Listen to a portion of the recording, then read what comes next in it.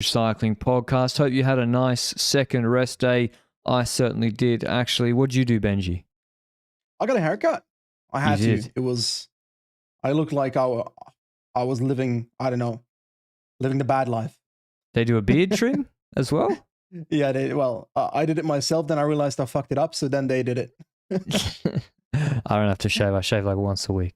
Yeah, let's talk about that. I was at your house and I asked you whether I could use your shaving machine, and you were like, I don't even have one. A shaving machine. I'm lucky. I can use like a Bic 2-blade razor, like a disposable €1 razor, with just water and hand soap. Bang, bang, bang. 2 minutes, no shaving irritation. I don't know. I'm just blessed, I guess. But yeah, I can't grow a beard. Too busy podcasting. Today's stage is could have been a big crosswind stage. We've had, I would say, this Tour de France, it's been great, filled with action. It's actually been quite calm for the most part, I think, in terms, except for the gravel stage. Like, the weather's not played ball with some of these stages that the organisers might have hoped for. And today was another one. So the first one was staged to Armand-Montrand. Not enough crosswind. Today was another one where if it gets to 20-25 kph, I think it's the Mistral wind.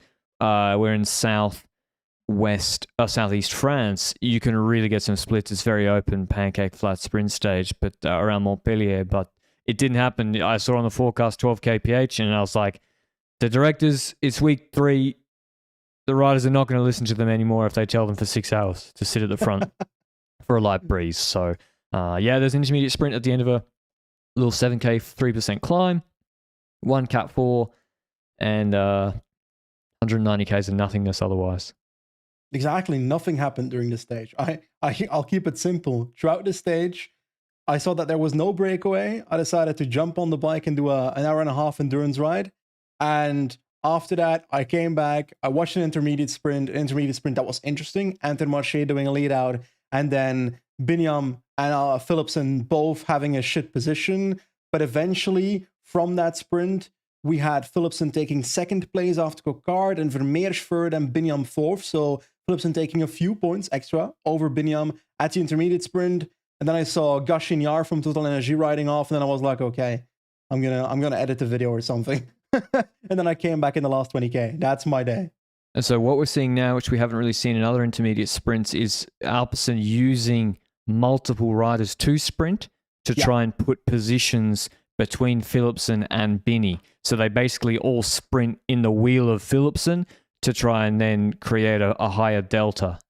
It's like the same thing Intermarché was doing, but for the opposite effect. Yeah, what they did with Thijssen. Intermarché used Thijssen as a sweeper, like you say, to try and beat Philipsen behind. And that's how Binyam gained more points at an intermediate sprint earlier in week 1 or week 2. And now it's Alpecin doing the same, but the other way around, to reduce the advantage that Binyam has. So they must still believe that it is on the cards and everything can happen. And we might see it at the end of this stage. That might impact the classification seriously. But anyway, we're heading to the last 20K, but how's your training going? It's going well. I did a joint endurance ride in the morning, watched some Warzone. Yeah, like I'm getting better as I mature at pacing myself with like with just not, I won't sit there and watch who was pacing on the front. Sylvain Dillier pacing behind a non-existent breakaway for 3 hours. I've grown up. Also, we should make a note. I know we've gone in a strange order, but there was some rest day news. Josh Tarling got extended by Ineos, but relevant to the Tour de France.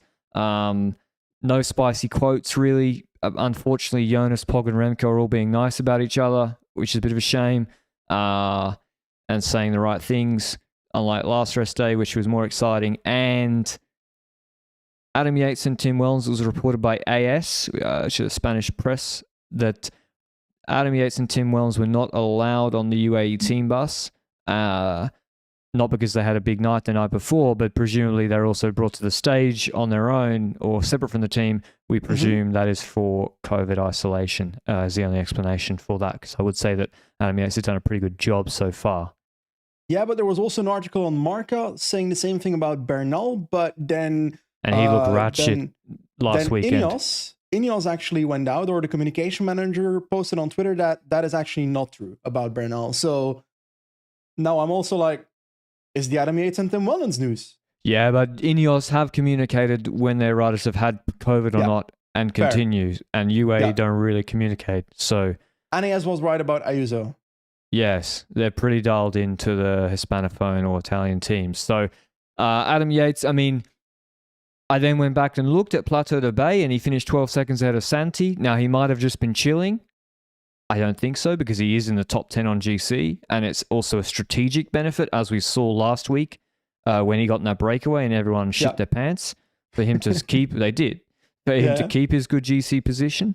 So if that's the legs, normally he's way better than 12 seconds ahead of Santi. He's ahead of Landa in fourth on that stage. So just something to watch. Unfortunately, COVID's throughout the peloton. I think even the journalists have been told to put masks back on.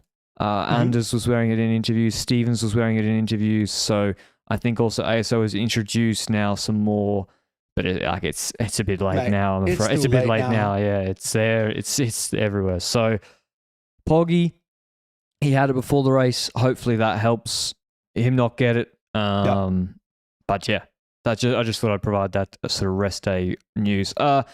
Yeah, as Benji said, Gachinard goes in the break to sort of satisfy at least some sponsor coverage. Competitivity, my friend. Someone has to get it. Yeah, and it's probably smarter, to be honest. You got 90Ks to go instead of 170. You do an hour and a half out there, you get competitivity for an hour and a half's work. And you get to go on the podium of the Tour de France. It's like, it's a big thing for a rider like that. And also next to that, it's also probably a thing for Total Energy as well. Like, I saw, I don't know who posted it or who said it, but I think it was an Arkea individual that said, breakaway adventures, they're good for promotion, but our Vauquelin victory in week 1 was had so much more impact. But it's like that's true. That is true. It's true, but why not both? Exactly. It's like, they're on different days. And Arnaud Demar collected a beautiful 18th today. So perfection. Yeah, it's unfortunately, for better or worse, I don't know what the solution is. The solution is that normally there's a 50% chance of heavy crosswinds today, in which case we don't even have this discussion. But I can never recall so many Tour de France sprints, Benji, with literally nobody going in the breakaway. It's actually especially in week 3. And I also understand, I'm not saying they should make this a hilly stage, because also this is the last stage for the sprinters. So I also think it's fair that this was a pure sprint stage, but I don't know what it is, because the Intergiro competition also is not the solution. Yep, that is true. But I got to bring up one of the controversial tweets of our expert producer, Luc Grefte. He said on Twitter, at this rate, sprint stage will be banned from the Tour in 2030. Probably in a sarcastic way he said that. And replaced by 300-kilometer mountain stages to build some fatigue, because 200-kilometer mountain stage is no longer sufficient for that. But how can you incentivize sprint stages to be more interesting? And do you also think, after seeing 2 days ago, that we'll see more extreme mountain stages to look for the limits of these riders? I think ASO has been gradually bringing them back in.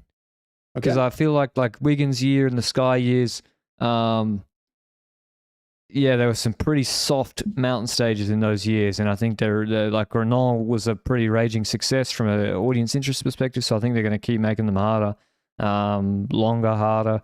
Maybe like a Giro. I mean, is the Tour de France the new Giro? Because the Giro, its week 3 was soft this year. That's for sure. I don't know. Is the solution to put in more category 4s? Is it to, like, if we look at stage 13? No, not 13, 12. So stage 13 started with a lot of hills, and it was still a bunch sprint. No one really jumped. It's like, well, because I was about to say, well, you need to make some hills where people can jump. Well, there were hills on stage 12. And no one went in the breakaway, or at least it didn't form. And then also, I can understand that it's, people are complaining about Visma and UAE. I also get it. Like, but Visma, I'm not accepting it. It's the Pyrenees, the first 2 big mountain stages, and you don't expect the 2 heavyweight teams to go for it? Like, GC riders are allowed to go for GC stages if they so desire. And if you're a breakaway rider and you're impacted by that, well, go in the break on more stages than just the stages that are likely going to go to towards the GC riders in the first place. Like, sorry, but this Tour de France started with 2 breakaway victories. And true, a lot yeah. of teams weren't there. Stage 1 got won by a breakaway. Yeah, stage 2 was won by a breakaway. Oh, yeah. Stop complaining about, there's not many breakaway stages because GC teams go for it. UAE could have paced the first 2 stages. You would have had 0 then. So you're just not good enough. Yeah, I mean, I'm inclined to agree with you, Benji. Or not good enough, or focused on priorities. one way of winning, which Jayco is, today they want to win with Groenewegen, and he came 19th, and they paced all day. So it's like, but I guess he won the stage already. But anyway, nothing happened as warrants this discussion. 30 Ks to go. We see the GC team start to come to the front. Visma want to be on the left. Pogačar decides today, I think wisely, with a bit of a headwind on the big roads in the run-in, he decides to sit at the back of the peloton basically with 3 meters in front of him, with Niels Pollitt to his right and with Sivakov maybe to his left, and to just leave braking distance and not fight. And Remco did much of the same thing. It's what Roglic should have done all the last 2 years, 3 years, Benji. Like, Roglic is a crasher. He's a crasher in the hectic. Roglic should look at what Pog did today, except for the last 5Ks. Roglic should look what he did. That's what he should do. If Roglic had lost 30 seconds in a split one day because of it, it's still better than crashing out of the race. Yeah, and that doesn't happen ever. It never happens. And looking at the gaps in GC right now between the riders, those 30 seconds are less likely to make a difference than actually making a difference. So I don't know if that makes sense, but I'd say they're less likely to make a difference than not. There's huge gaps. It's like, what's the worst thing that can happen? Okay, yeah, you're stuck behind the split and need to do an all-out effort towards the line. And you're not even going to lose 30 seconds. Look at the size of these. We're on a highway here today. Like, you're not going to get caught behind. So Pogačar, I think, doing probably a sensible thing to reduce his risk variance of losing yellow through a crash. Except the last 5K. Pardon? Except the last 5K. Except then it starts to get more hectic. 10 Ks to go, roundabouts, and then 6 Ks to go. Pogačar shoots up the left side underneath some sprint trains and suddenly wants to get in the mix through the roundabouts. And I was like, oh, that's isolated. I'm like, oh, but it doesn't matter because he reads the bunch so well. Just was a change. Listen, that was the only interest in the stage, is watching where Pogačar was in the bunch. And the lead-outs start early. Jayco with Luke Durbridge with 4 Ks to go.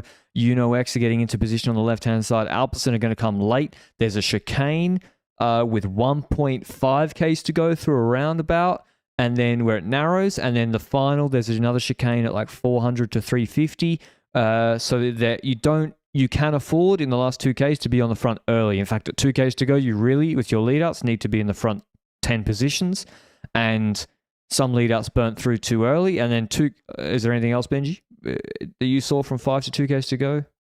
Not really. At first, the Alpecin train was kind of squeezed out, but then they came back towards the last 2 kilometers, and it was truly Uno-X that was like controlling the last 4 kilometers at the front, the entire last 4 kilometers, and every now and then a new Uno-X rider would like pop up from in the middle of the peloton suddenly at the front. So they had it under control at this point, but I think you mentioned it, was it yesterday in the preview of this stage?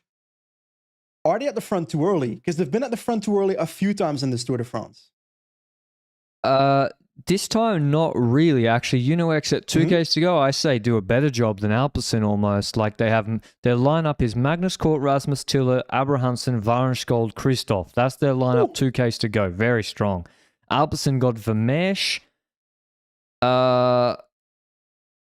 Ricard or Søren Kragh, don't know who, no, not Søren Kragh, DNF'd, another guy who gets blown off the wheel, and then Van der Poel, Philipsen. So Uno-X got more numbers. They keep them, Court basically keeps Alpecin out through this sweeping right hand through a roundabout. Bini is deep. He's around. Is it Robbie Hayes? Apologies, Robbie Hayes.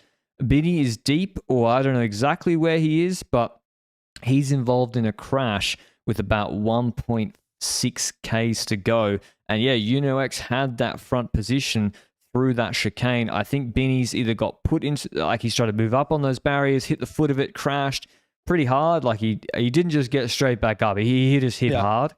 And then, but we'll talk more about him in a second.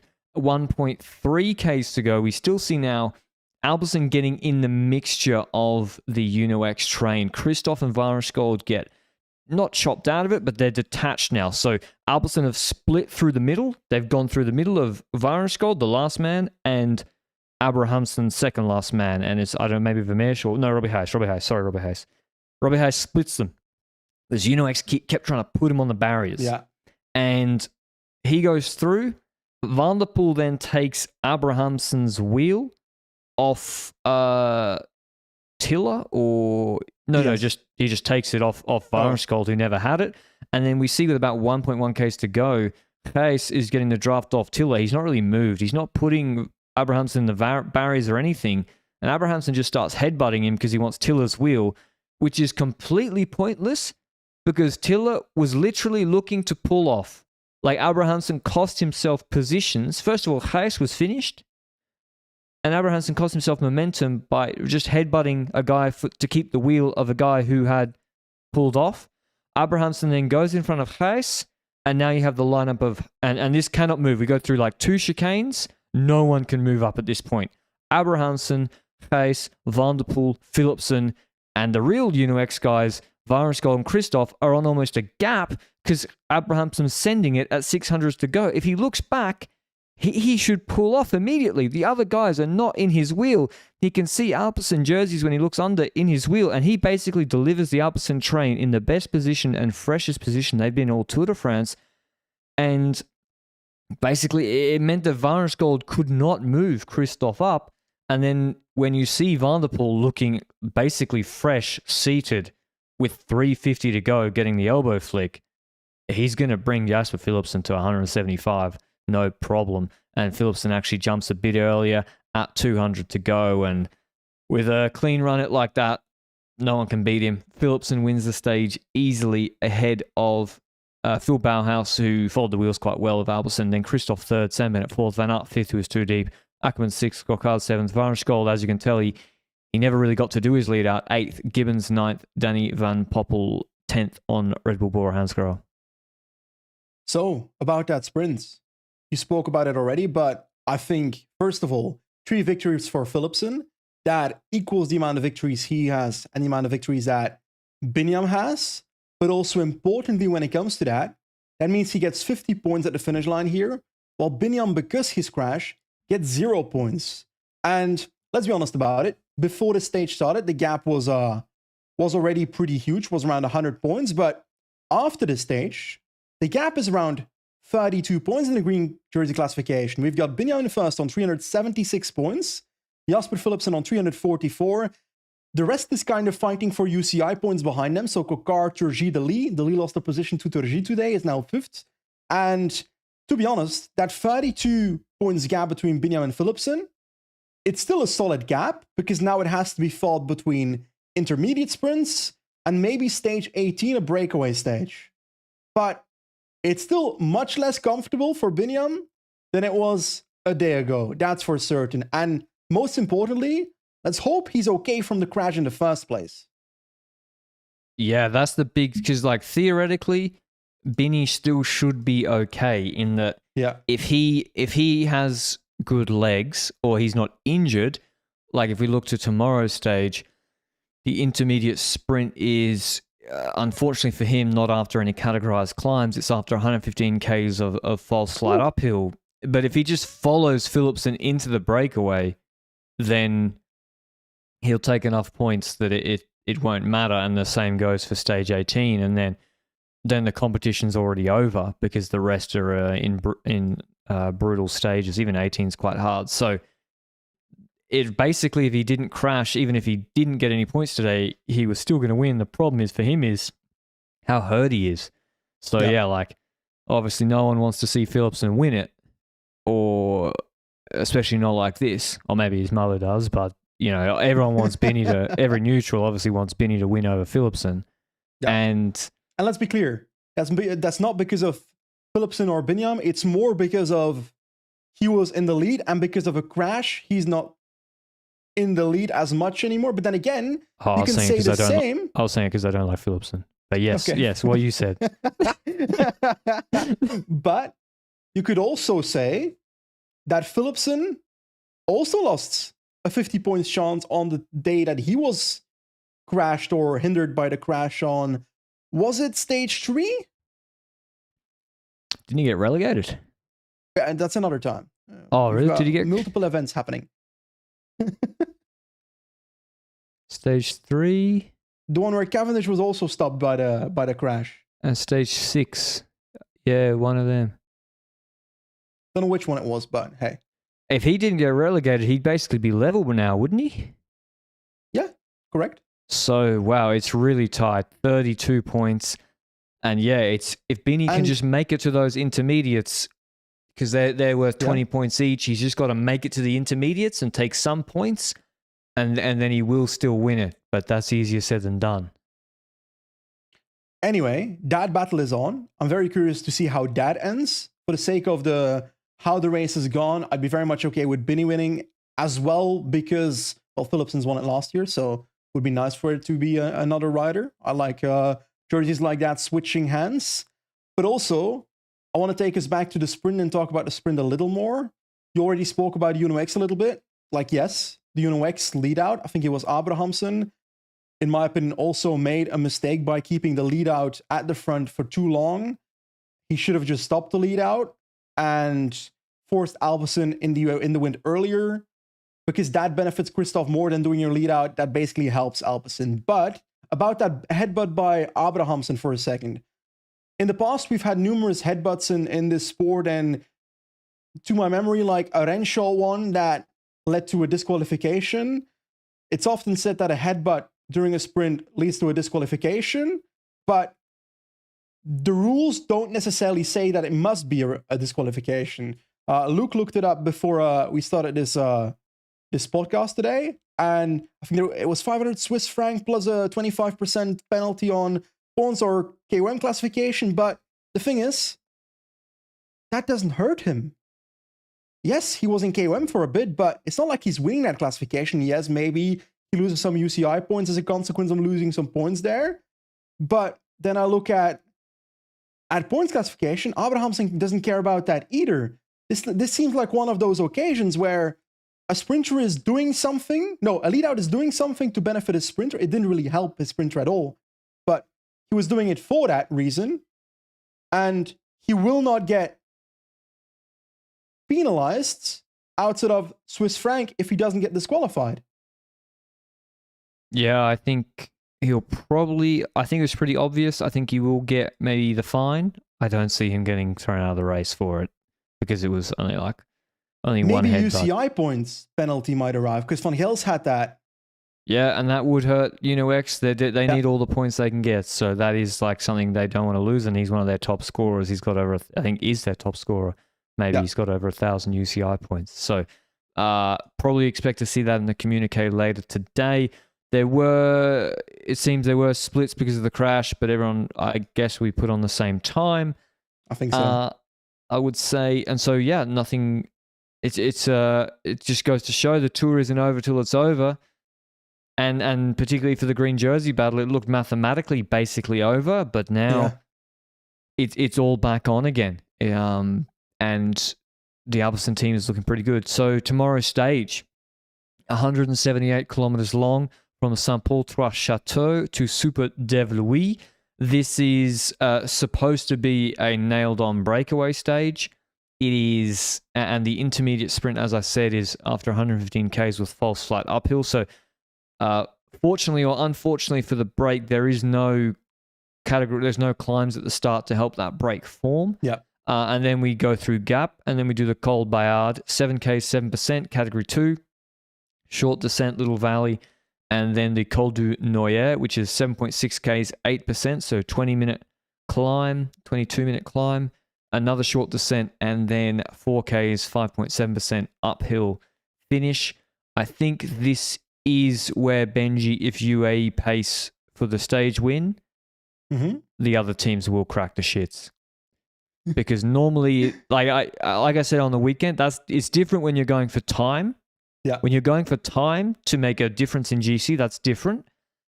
But he's got 3 mins, he's got 3 stage wins, he's probably going to win stage 2 of the last 3 stages, Pogačar.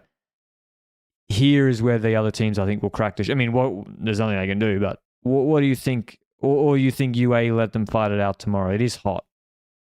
Ooh, with 2 mountain stages, stage 18 is a breakaway stage, in my opinion, for certain. Yes. Barcelonette.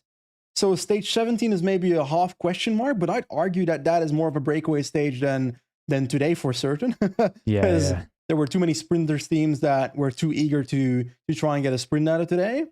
But Super de Valois, no, on paper you'd say this is a Pogacar finish for sure. Oh yeah, it can win easily, yeah. But the reality is, every single mountainous or puncher finish is a Pogacar finish these days. There's no differential there anymore. So they can kind of choose and pick what they want to control in the next 4 days, I would say. They could control tomorrow, but I don't necessarily see the urgency to do that. It might be better to save the team and just control one of 19 or 20. But then again, you also know that on stage 19, for example, you've got 3 major climbs, including the ceiling of the Tour, which is Chine de la Bonnette. On stage 20, you've got 4 major climbs. Yes, Vingegaard is looking very unlikely to win the Tour de France right now, but I still believe that Visma will try some shit to try and explode the race on those 2 races, to try and see whether they can make something happen. And if they try that, then it's also going to be Visma pacing on that specific stage. So I don't know. It's a dilemma. I would go with breakaway for tomorrow. Also, personally, because I prefer to see that scenario happening. And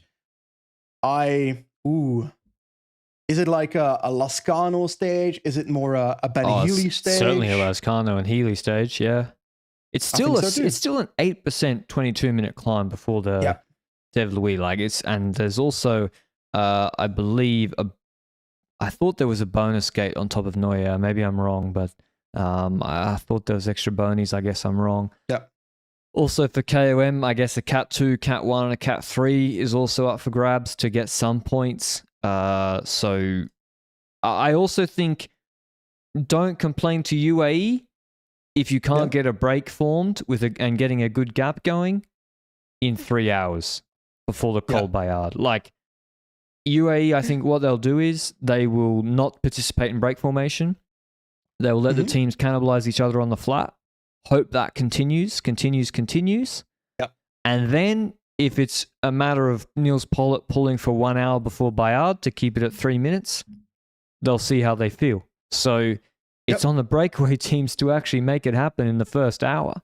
Because then if it goes, do that, before the tipping point arrives of UAE maybe becoming interested in the stage throughout the stage itself, well then it was on the breakaway for not forming earlier as well. As long as UAE is not actively controlling the breakaway to make sure there's like a 4-man group up the road, I think it's likely that they should be able to create that gap, to be honest. But like you said, but then there's the other fight now. There's going to be a fight between Intermarché and Alpecin tomorrow. Yeah, there's going to... The IS is like towards Bayard. Yeah, but Philipsen's going to try to jump in the break. Yeah, and with Van der Poel. I think they will just both react by going in the breakaway. No, but if Binny's a bit hurt, then Intermarché might just start closing down. Controlling the entire stage. Yes. But that will hurt Binny as well in the peloton. If he's hurt, eh? Yeah, it's still flat though. Like, it's going to be easier than trying to get in the break with the jumping. So you will see tomorrow a lot of Alpecin against Intermarché for that intermediate sprint. But I still think I do agree it's going to be a breakaway. I'm going to go with Javier Romo to win for Movistar from the break. You went low. You like Lascano, but he was very good on stage 11. I think stage 11 is quite comparable to this.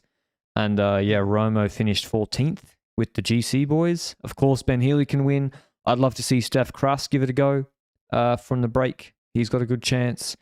The reason I'm picking Lascano is because I believe if they're both in the breakaway, Romo and Lascano, he'll have to work for Lascano. We'll pick Lascano over yours. Sure. Lascano tactically in breaks not so good actually. Yeah, I agree. I would doesn't cooperate when necessary in moments. he tries to be clever, but it ends up hurting. Like when you're the strongest, there's no use trying to be clever. You should just contribute to make it function cohesively. Also, have a look at Jordan Jagat on Total Energy. I like them to be in the break tomorrow. Jagat, he was on a club. Kwiatkowski, Ineos got to get something out of this race. Jagat was on a Conti team Nantes Atlantique last year. He came 14th in Flèche, second in Tour de Jura, which was an uphill finish behind Godou.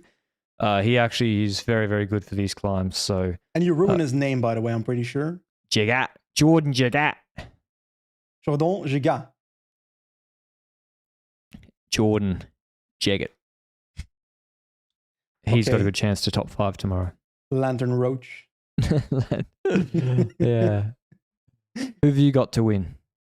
Well, I don't fucking know, man. I'm going for Lascano, I guess. I'm going through this list and I see Lascano as options. Aramburu's another option, but he might have to work for Lascano as well. I remember a good finish for him. Odd Christian Eiking also in good shape. They'll probably go for Johannesson. Hopefully it's a breakaway stage just to mix it up a little bit. And otherwise, there's nothing too much to report from the tour. The heat has come, 30 degrees for the rest of the week, but not 35, 36, more like low 30s, but still. In Brunn on stage 19, for example, at 400, 600 meters, 32 degrees is quite warm. So that's changing things up a bit. When I'm thinking Uno-X, I'm also thinking you've got on one end Abrahamsen, but that one might lead more towards stage 18. Then Johannesson does have the punch for stage 17, though. Yep. And Magnus Cort even. Yeah. G is too close in GC. That's what I'm interested to see. Ooh, this 15 minutes? I'm not sure that, but other teams will start riding. Wait, where's G on GC? 8th. Actually, Adam Yates is the one ahead of him. UAE won't start riding to keep G behind Adam Yates. Yeah, G should be allowed in the break. I think so. So... Because Quickstep, will they start riding because Landa's GC is in trouble? No, and it's 5 minutes. And Landa should also put more time into him on the weekend. Yeah. So... This is a good opportunity for Derek G. He's got to get in there with Bovin Houle helping him. Okay, that's all from us today. Hope you enjoyed the recap of Stage 16. We'll see you with the recap of 17 tomorrow. Ciao.